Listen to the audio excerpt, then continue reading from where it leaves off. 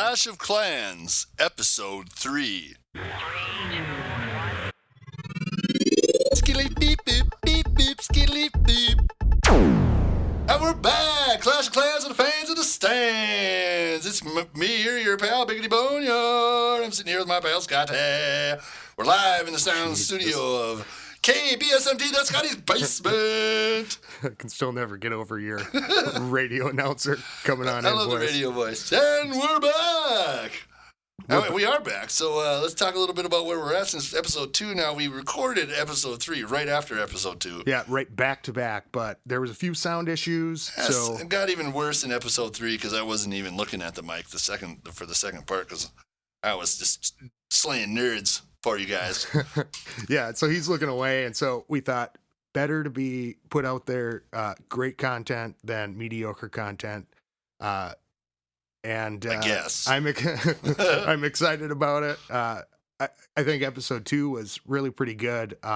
We were just talking before it started about how learning about, all the raids and what it means math wise. Yeah, those percentages on where all the money is, it really did change some of my tactics. Yeah, because on the way I go in, because sometimes now I'll spend 30 guys to get 40 grand.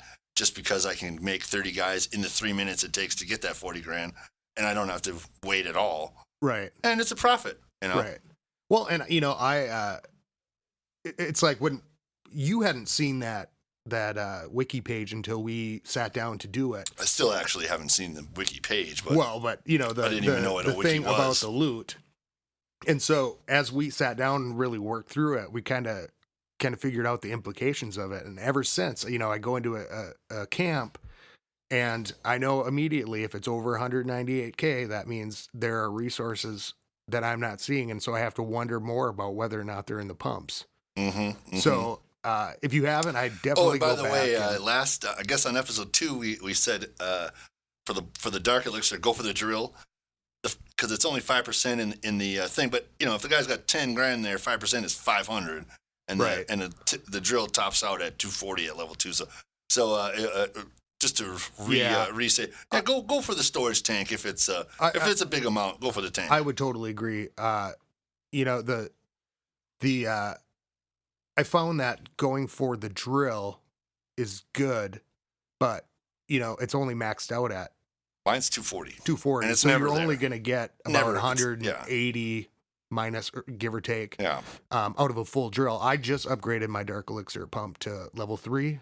It's fantastic, but still not that much. And what level is your king? 3. Level 3? Yeah. You paid? No.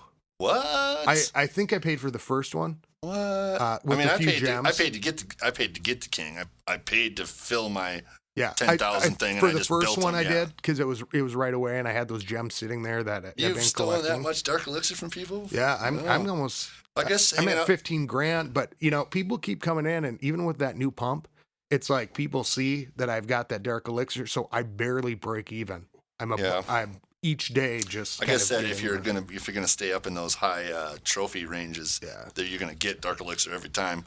Every single raid whereas I'm not doing that. Right, so, and that's kind of why I, with the trophy dropping, I've thought, and I've kind of stayed around the 14 to 1500 range because then I'm getting some Dark Elixir out of the raids. Yeah, and getting some of that back. Yeah, because imagine you go in and you get 300 Dark Elixir. Well, that's like a 10-hour here's the other thing. I've been hanging out between 900 and 1,000, back and forth in between there, making money and Elixir. Not much Dark Elixir.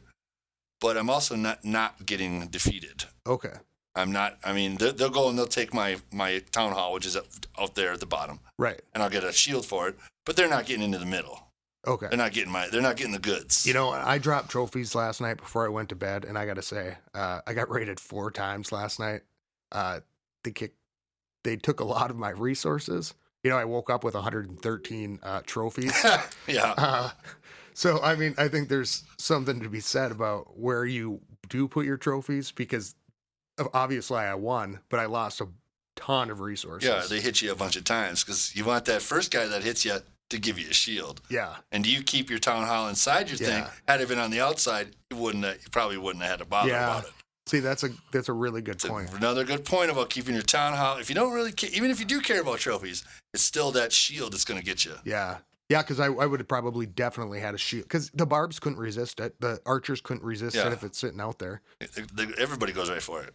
So yeah. So I think that's great to bring up about the Dark Elixir. I just wanted, because we talked about that in the other third episode that we're redoing now. So I just want to make sure that we talked about that. Yeah. So, Dark Elixir's precious. I'm hoping for a level 4 king. The one thing I like about it is that it just goes in increments of 2,500. So, level 1, I think, was 10 grand. Level 2 was 12, level 2 50. is 12 Level 5, 3 is 15. and I've got 11.3. I'm almost there, so I've been really trying to hold on to that shit. Yeah. Well, and that's what's not, it's not like the other things where it just goes up an exorbitant amount. It's it doubles and triples. Yeah. So that's what I really like about it. And I've, me, I've been working on those damn pumps. I'm only now, I think 2 days away from having everything up to the max. And I have a level 3 Dark Elixir drill, which holds like 420 or something like that when it's full. So I'm actually bringing in a little bit more.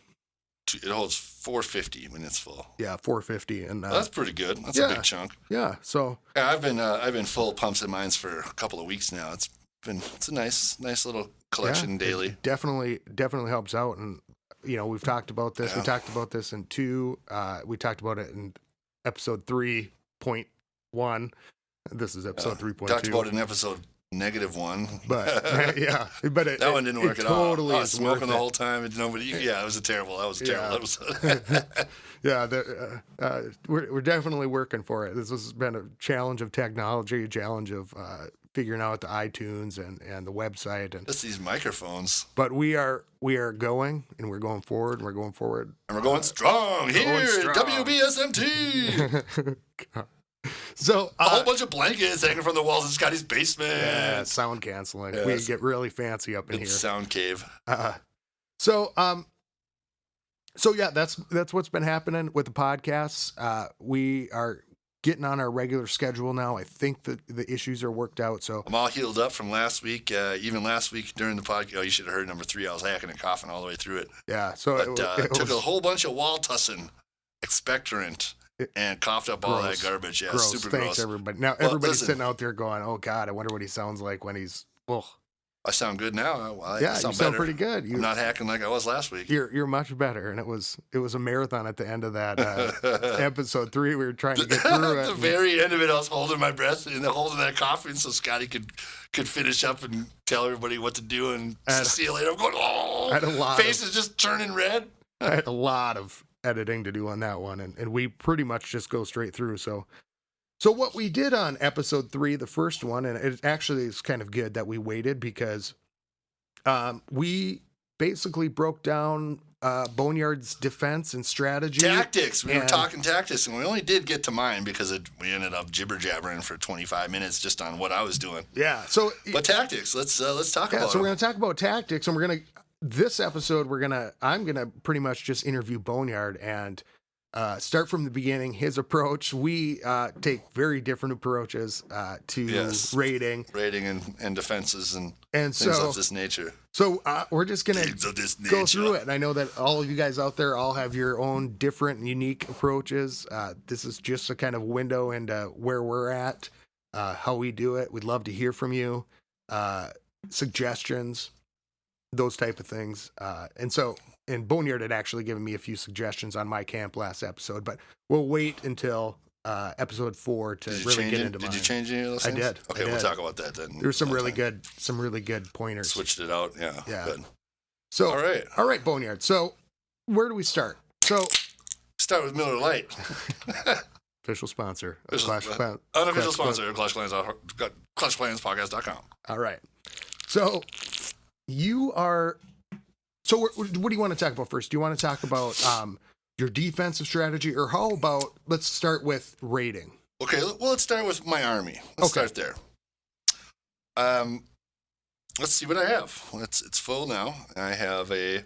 Yeah, so tell me about where you go with your troop makeup. Okay. Because everybody varies in this and numbers, and it's always interesting to hear what people make out of their stuff. All right. Well, right now I have 4 barracks. Obviously, 1 barrack is making barbs, 1 barrack is making goblins, and 2 barracks are making archers.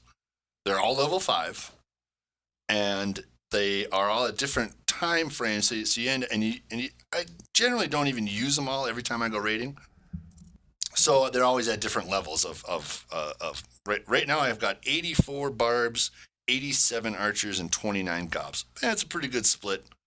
Going to be 1 big barb swarm, 1 big archer swarm, and I'll send in those gobs at a point to clean up. And so when you're training, okay, so ideally your army camps are empty.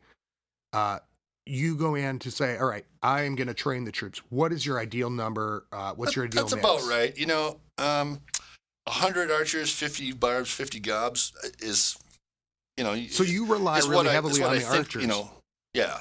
Okay. Yeah, the archer swarm and the barb swarm are unique and different in and of themselves because of the range of the archers. Right. And the barb swarm, they're muscle men. So you don't go in with any bombers? I don't use bombers. I don't use giants. I don't use wizards. So how do you just let your barbarians get through the wall? Yeah. Actually, well, yeah, usually the barbarians are usually the ones going through the wall while the archers are moving away from that wall to go around because they've already killed everything on the other side of the wall. Okay. So So let's start. Okay, well, I'm trying to imagine. You're jumping ahead of yourself. All right. So we've got. Let's see. We got 84, 29, and 87 now. Let's talk a little bit about defense. Now I've sent Scotty a screenshot of my camp here, so you guys maybe are going to be able to look at that on the website. Yeah, I'll put it up on the website. Cool. And a lot of people are listening while they play, so do your best here to kind of describe it so people who aren't looking at it can. Well, yeah, I guess actually some of our league mates, clan mates can actually look at this while. Yeah, all right. Yeah. Anyway, I got all my stuff right in the middle, all 6 storage units. I am a level 8 town hall, so I've got all 6 you've got storage. a level 3 dark elixir storage, huh? Yeah, I had to bump that up because I was getting up to 10 grand, and I didn't want to run out of room. Okay. So I just put it up to 3 so I could get the. So when I eventually get over 10 grand, I can upgrade my Barb King. Okay, so you got everything and the town hall in the middle. The town hall's at the bottom. That's not town hall, but the clan castle. My clan castle, so that the guys get in anywhere. My clan castle will come out. Right now, in that castle is a dragon.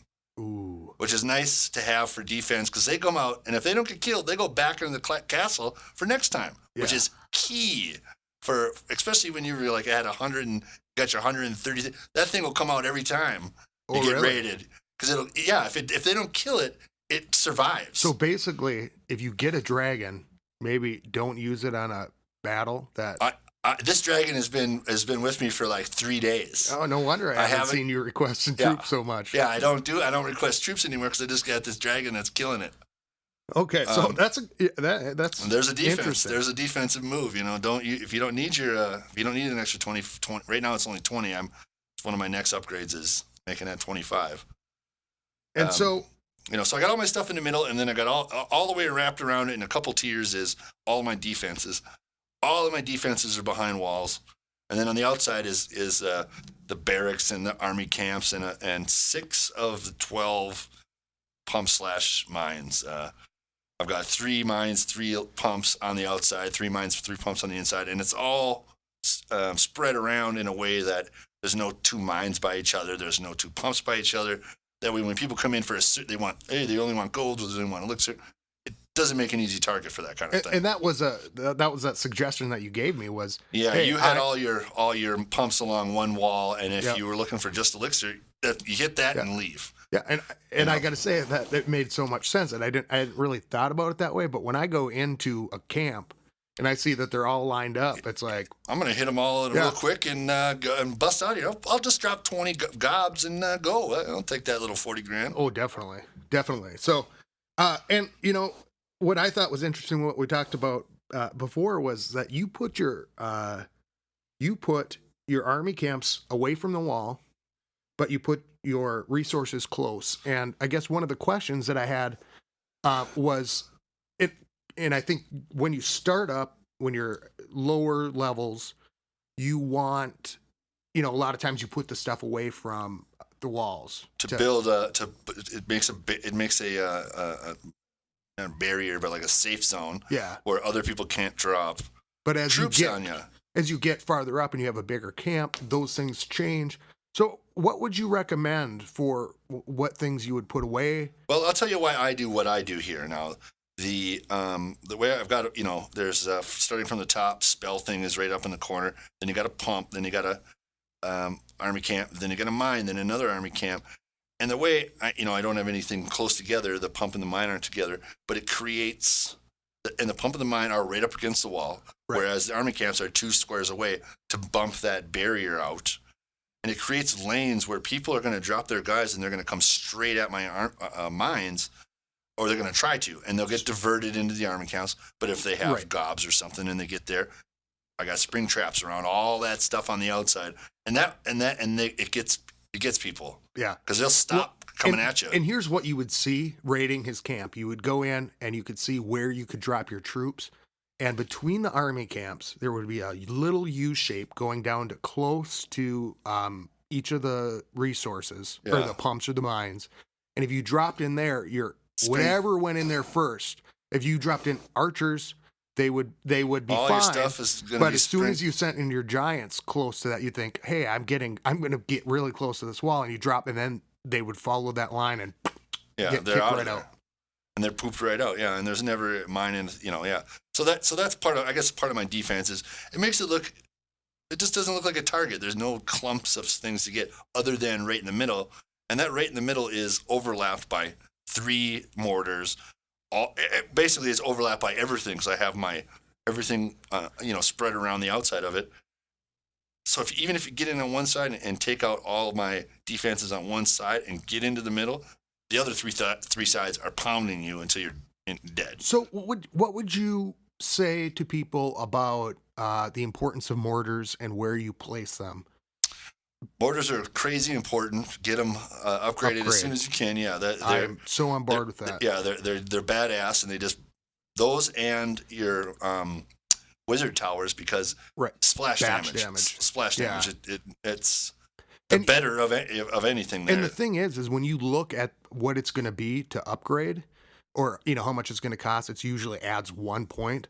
But those 1 point damage, makes a huge difference. And I'm sitting at level 6, and they'll flat out take out groups of dudes, level 5 archers. Whole groups of guys can get wiped out in one shot. Yeah, versus the archers towers, which I focused on for a while. I love my cannons, but that's next episode. Sorry, I'm getting ahead of myself. So okay, well anyway, so placement about the placement mortars. is basically is a geometric shape so that it has maximum overlap.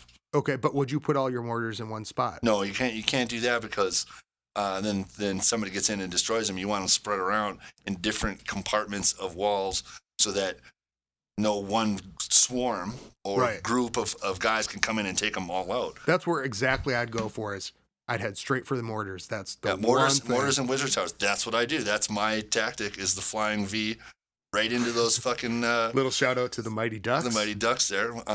Emilio Estevez rocking it. Flying V right into wherever their mortar... Because there's usually a mortar in... Because guys put a mortar and a wizard tower together, and I go and hit them. I can just imagine you sitting there at home in an afternoon watching the Mighty Ducks going, oh, man, he had it right. I figured out my defensive tactics. That's awesome. That is an offensive strategy. And offensive strategy. And it works like a charm. Yeah. Should we make somebody famous? Yeah. So here's what we're gonna do on air. Here is we are going to. Well, Boneyard is going to attack someone. I'm going to slay some nerds. He calls it nerd slaying. And I can guarantee you there's probably no bigger nerd than Boneyard. Yeah, maybe me. This is easily the nerdiest thing I've ever done in my life. Yeah. ClashClansPodcast.com. Yeah. Thank you very much. Podcast. It's your pal, Big Boneyard. These are the two nerds sitting here going, oh, let's rate nerds. So what Boneyard is going to do is we're going to go by a play-by-play analysis of his decision-making in doing an offensive attack. So we're going to start where he's going to go in and he's going to tell us what it is he looks for when he is about to attack. You know, what are those decisions that he makes that say, okay, this is the one. This is the guy. This is the one. What qualifies this person? And then what it is that you can see in that first 30 seconds that will make you want to attack, and then how you're going to attack. Yeah. So, sometimes I stop and be like, oh, that's a lot of money. And then after 30 seconds, you're like, nope, next guy, because there's no real way. Like, this guy's got a really good setup. I'm not going to bother losing my guys for a quarter of it. You know, you don't know where the money is. If I see that or there's level 6 or there's mortar. One of those mini bows, those crossbow things. Oh, the X-bow. The X-bow. I don't even fight those guys unless it's for $1 million. And right. I've got or they have weak walls. And I can walk right in there and take that thing out. You know, that's the only way. I hate that thing. Okay, so let's if you're looking around now, so let me ask, what are you willing to spend to find that perfect? Well, like I said, if I have my 4 barracks going, 2 archers, 1 gob, 1 barb. If they all go at the same time and it's 50-50 and 100, that's $30,000. Okay. If it's any less than 100 archers, it's less than $30,000. It's less than $30,000. Like, archers are most expensive, and if it was 100 of them, it'd be $30,000. But it's usually less, so it's less than $30,000. Okay, so your baseline for elixir is about $30,000 to make your cost back. Just to make the army cost back. Okay. Money wise, I do hit next. I mean, I search. I don't put a cap on that. I search until I find one, and I'll spend $50,000. I mean, but I usually put about 30 and 30. But I'm not gonna fight somebody just to break even. Okay. But like right now, I'm looking for gold. All right. I've got 2.9 million elixir that I can't use in my laboratory for another 20 hours. And see, and go back to episode 2 if you haven't listened, because we had talked about in episode 1 hiding your goblins, hiding your elixir in bombers, wall breakers, yeah, wall breakers, and so it wouldn't matter. You could hide all of them, and you can hide still get up your 198K. Word. Okay. Well, so elixir I don't need 2.9. I don't really care, but I only have 800 grand gold, which is enough to actually do another upgrade. But the upgrade I want to do is my final clan castle upgrade, which is 1.8. So I need 1 million. Right, which is fantastic too, because when you do that, it's only like a 2-day upgrade. Yeah, that's the shortest upgrade I have besides my barbarian king, which is 12 hours. But I need more dark elixir for that. All right, so your goal. All right, anyway, tactics. Back to tactics. So your goal is gold. This is what you're going for. What's your? Can I ask what your top amount you ever got was? In gold or all together? I think probably 500 grand total. 500 grand total, huh? Between the two, maybe 550. Okay, so you're putting it together, elixir and okay. Well, I notice a lot of people like 260 and 260, like 250 and 270, something like that. Okay. 550 is probably the top end of I've ever done. Okay.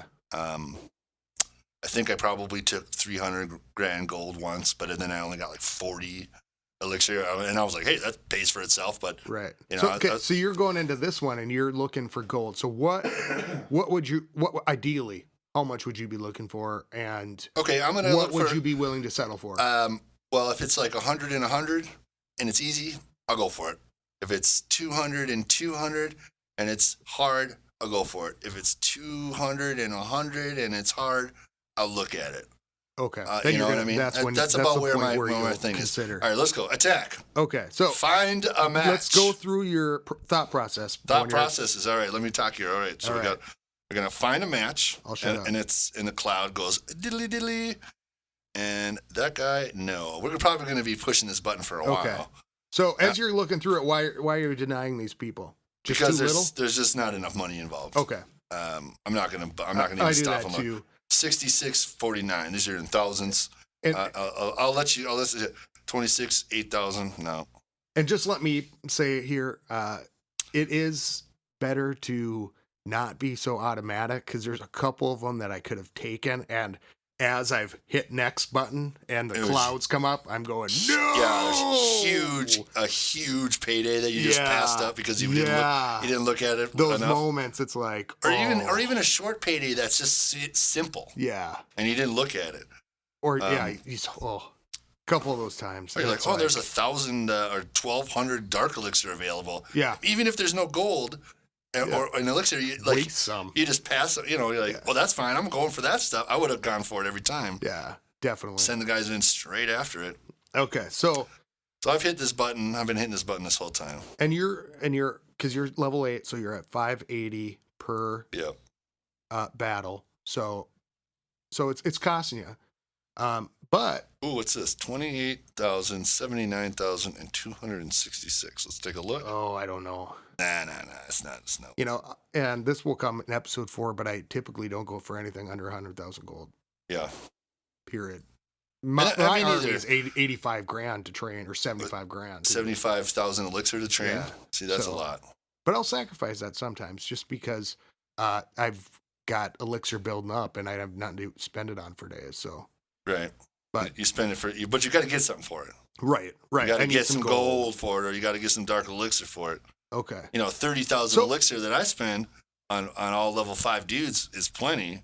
Right. And also right now I'll say I have a level 5 lightning spell and a level 2 rage spell. Okay. You don't use the healing spell?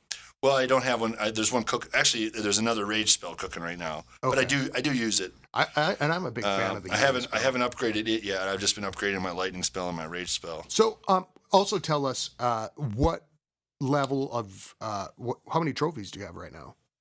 Oh, I don't know, like 1,000. Okay, and you're at level 68 or 9, something like that. Might have hit 69. Level 69 is a nice place to be. That's a celebration.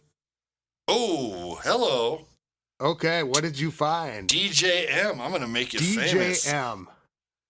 How do you spell it?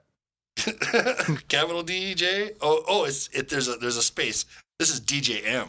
Okay, DJM. All right, hold on. Let me just look here. I got to think about how this is going to go down. Can you take a picture? We'll post this on the website. Yeah, let me take a picture here. Hold on. And 7 seconds left. You will see the before and after Boneyard's. Okay, I'm going for it. He's got a wizard on the outer wall on the left, and I'm going to send some archers to destroy everything on that wall. Okay. I'm going to see what I can get out of the. And I can't see this either while he's doing this, but so I want to hear the magic. I want to play by play. Boneyard the ref. Okay, then I'm going to dump my entire barbed swarm. Oh, nope. I'm going to keep back 30 guys. And you're releasing them all at one time. You're not doing them in batches. Well, I just did. I'm kind of dumping them in pieces because you got to let them. It's still swarm, but you got to let a few go in, and because then when they get hit by the mortar or the thing, you don't want all 100 of them to get hit at the same time. Big mistake. I've done that. This is just gonna have to. These guys. Do you ever do 2 finger drops, where you can do it from two different places at the same time? Yeah, I did not know about this till about. I dropped a rage. I dropped the lightning spell. My guys are already to the middle. This is a regular square board. What kind of walls? Gold on the outside and purple on the inside, which is stupid. So you say go with the higher quality walls on the very first one, huh? Yeah. Okay. If you got your, I suppose once they get inside the archers, go after it.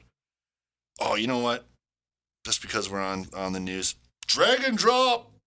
Oh, he's spending his dragon. Boneyard is going for it. Let's see if he can kill it. Can he finish off the village? I have dumped everybody. They're all in the middle of the thing, raging on a rage spell. I just lightning spelled some shit. Most of them are starting to die. My dragon is still holding strong, and there's not. So poor DJM is just getting rained down on. DJM is going to get smoked. Okay, now everybody's dead. I'm going to take another picture. Okay, so this is the aftermath. You can check it out at clashofclanspodcast.com. It will be posted. I'm not sending in my Barbarian King. Okay. I'm going to keep him. There's no point. There's 7,730 gold left to get, and there's 82,000 regular elixir to get. 82,000. So I still 2 elixir. So you didn't do an overwhelming crush. Well, there's 2 elixir things in the middle that are still standing. Otherwise, everything's done. And his town hall is it still crushed. going on? Yeah, because I have my barbarian, it's still timing out. I guess 40 seconds left. So you're just checking it. I took all his dark elixir. He has two sides of his wall of his square that he had still have defenses on them, and that's what killed all my guys in the middle because they were raining down fire. But it was only three archers and one wizard tower, and everything else is dead. Oh, I guess there's a mortar in the middle and maybe a cannon. So what happened was I got what I wanted.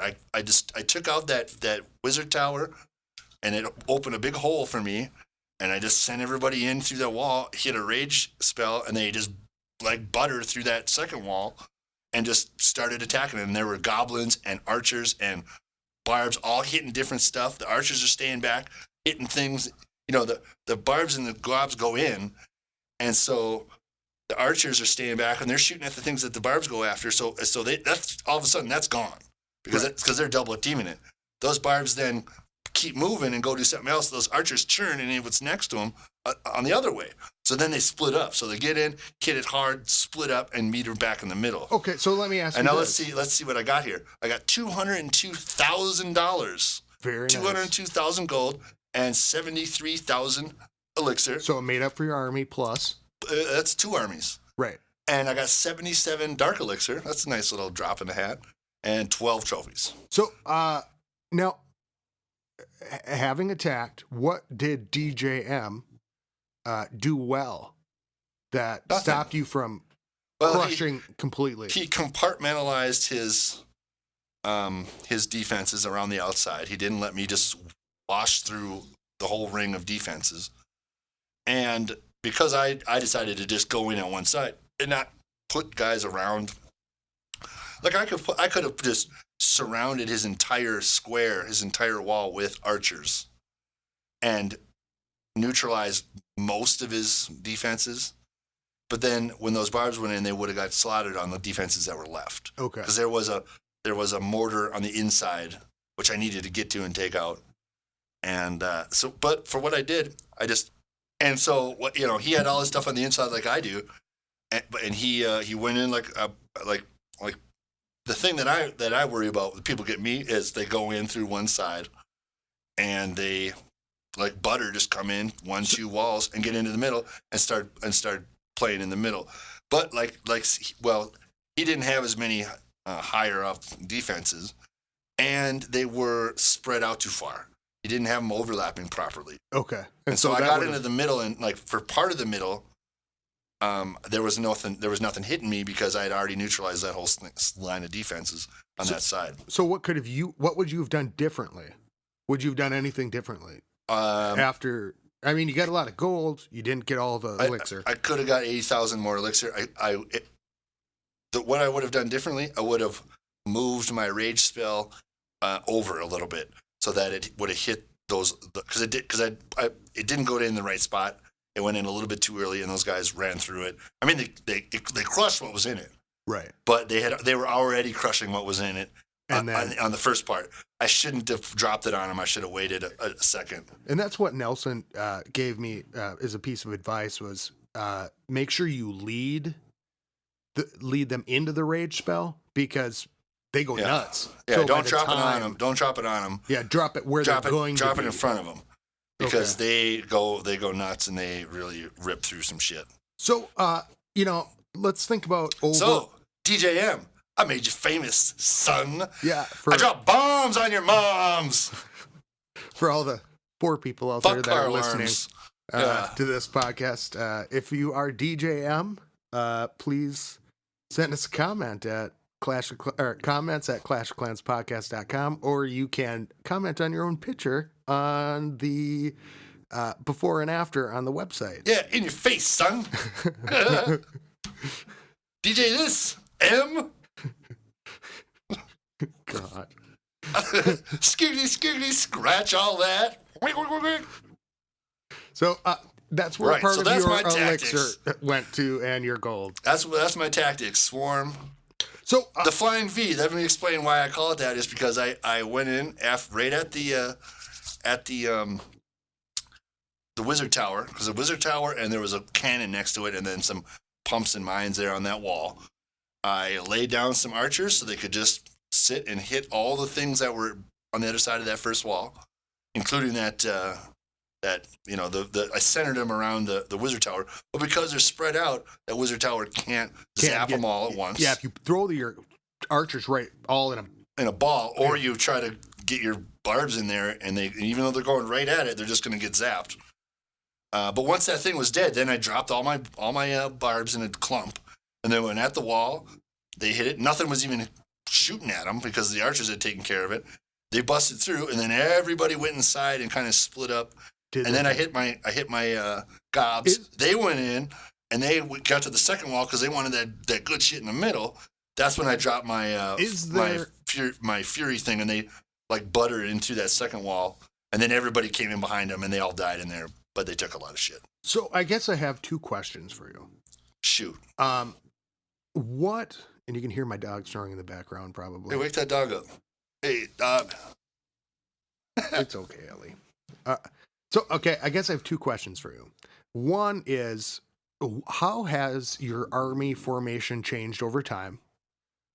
Of what you have now versus what you did before. And then the second question, and I can ask it again in a minute, is what camps do you absolutely avoid? What are like the camps that you will not touch? Okay, what was the first question? First question. Oh, how has your army make up over time? When I first time? started, I was playing with giants and wizards and doing all kinds of crazy things and bombing and then sending in a giant and then sending in guys behind them. And then I decided to just play with I was like, I could just send in 120 barbs at once. And then my army camp and barracks got bigger and bigger, so I could send 200 barbs at once. And then I got into doing archers. I can just see it. Like it's the Boneyard parade full of barbs, all barbs. And you attacked with all barbs before? Yeah, that was the thing for a while. Okay. And then I realized what the good of archers because of the range and getting behind those first walls, taking the guys out that are behind the first wall, so that your barbs aren't just getting smashed to bits. Right. And so the archers were and then it was swarm of archers, half and half, 100 and 100. Okay. And you just lay them down, and you end up with like 70 barbs still alive after 3 stars. Right. Because you just wiped everything all across the map. So the parade of barbs, you're just waiting for them to finish their business. And you just you just put the thing down and just wait, and you're like, they're all. You see 100 of them all run into the last builder hut. Hey, who's gonna get it? I know. And in those moments, I always wonder. I go, did I overblow this, or would I have? Would it have been a different way result? Too many dudes, yeah. Oh, there will be a different result if you don't use enough. They all die. Right, or because the mass of how fast they get. Yeah, they're moving fast enough to where the mortars aren't getting them as much because they are moving as a group faster. And then I started using gobs because I thought I was after I just need resources, so I made like an all gob army, and that was working pretty good. Wasn't that where the Flying V started to evolve from? Because I remember you saying that you did an all gob army. Yeah, I was doing that for a while, and that really cleans up actually. Really? And you don't really get a lot of trophies because you're not really they die before they get all the resources sometimes. So have you done an all archer army? Yeah, I was doing that too. Which one of the 3, the all barb, the all gob, or the all archers? Which one was the best? Well, you're doing different things with them. If an all barb or an all archer, you're really going to just for trophies. Total wipeout. Oh, okay. You're going to wipe the map of this guy. The gobs, you're just going for all of his shit. Who cares about the trophies or whether or not he's living when you're done? So that kind of breaks back down to what you were talking about is, you were looking for resources. You weren't necessarily looking for the amount of trophies. Yeah. So I was using gobs. So the way I've got it now is actually now because I have them all at level 5, I was at, I would have 3 barracks going with all barbs and 1 barrack with archers, level 4 archers. Okay. Until my archers got to level 5, and then it was 2 and 2. Okay. 2 barracks of archers, 2 barracks of barbs, both level 5. Once the gobs got to level 5, then I gave them their own barracks. Okay. And now I have a 3 swarm army. Okay. Yeah. And that's fun. And I loved, hearing about how other people, and you'll hear about my makeup and the things I've tried. We'll do that next. I really want to know how you use because you always, I have this many giants and I have this many breakers and I have this and this. Yeah. And I really want to know how that is. I've kind of got an OCD about it. You got an equation about how your things work out. And I've been playing with it a little bit, and we'll get into that. But so the last question I have before we should wrap up here. I guess I should also mention, just because we were talking about my army, costs $30,000. $30,000. It takes about 20 minutes to go from 0 to 200. Okay. 20 minutes tops. Which that's a huge factor because, Oh, yeah. You want to make 10 wizards? Okay, that's going to take you an hour. Or something like this, Yeah, and, maybe Supercell should adjust some time limits, but, I kind of do hands off on the upper stuff because I'm like, I want to sit here and raid. That's why I play my Swarm Army, because they're fast and cheap. The droid army. And I can actually have them sit and have my thing open and watch TV. And you're like the Darth Vader of Clash of Clans. You got your Stormtrooper army, specialized, and the Barb King is your Boba Fett. But I do have to say one thing. I don't know if you can talk about the Fett that way. I know, yeah. You're a traitor to the Rebel Alliance? Feel free to send me hate mail about that. You're a member of the Rebel Alliance and a traitor. Take her away. God. and Boneyard's raiding nerds. Oh, yeah. Talking about nerds, and I'm quoting Star Wars over here. And quoting it badly, I might add, which is going to get me even more hate mail than just being a nerd. Yeah. And we haven't had our first piece of hate mail yet, so. Oh, fuck you guys. Yeah, so feel free.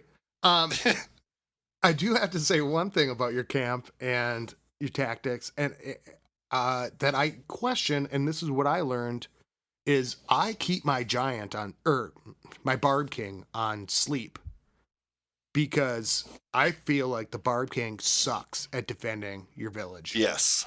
And so if you put him on sleep, he won't wake up when shit comes raining down. He just takes a nap while people are wrecking his shit. Thank God they reduced the time on how long it would take. Is it 4 hours, was it? No, it's an 4 hour. Yeah, now, thankfully, it's only an hour. Yeah. And so I put him on sleep, and I always keep him. It's kind of like that dragon. Like, okay, if I know my camp is going, and I go, there's still $100,000 gold sitting right there. You want to send that? I'll send that bastard in and let him chop down some cherry trees. And hopefully he makes the right decision when he gets to that point. You know what he's going to hit, which way he's going to turn. There's nothing worse. A couple times I've surrendered right before he gets shot with something because I'm sitting here going. Well, it is nice that if he only gets hit, if like half of his thing gets turned down and you surrender or it's over, that he only has to sleep for a half hour, out of the hour. And I don't think that was the case right away. I think it was 4 hours, no matter what. Yeah. And now it's like, take him out as soon as you can. Yeah. So, okay. Last question. We're running a little long on time, but that's all right. Shit, I gotta go. Poker game! You could have trained 2 armies in the time you're listening to this. What camps do you avoid at all costs? Well-defended camps that are... what do you look for that just turns you off? Okay, you see a high walls. 200,000. 200 and 200, that's going to keep me... I'm going to be mad if I can't go after it because it's all well-defended and it's spread out. It's going to look kind of like my camp. Or the really compartmentalized layouts where people have all the different defenses all in their own little square. Okay. And then the different, even though you can get to one gold storage really easily. Right. You're never going to get out of that square because there's 3 guys bombing you. And you've got all your those I stay away from. And everybody in that one square, and the damn mortars are raining. Usually those ones they have all their pumps and mines outside of that because they've used all their walls to hide all their to do all their defenses. But you can go clean up. I mean, you can get enough, but it's tough. What about those walls? And the expo, I stay away from those things. I hate those things. The expo, yeah. What about those walls that protrude? You know what I'm talking about? Because I don't use wall breakers. I don't give a shit. Doesn't matter to me at all. Huh.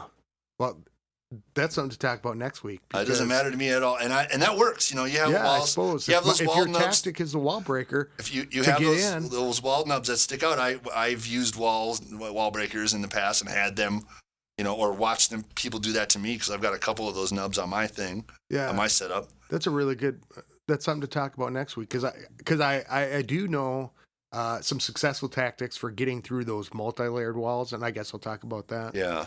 So it has been way too long. I got to get going. Boneyard's got to get to his poker game and talk nerd.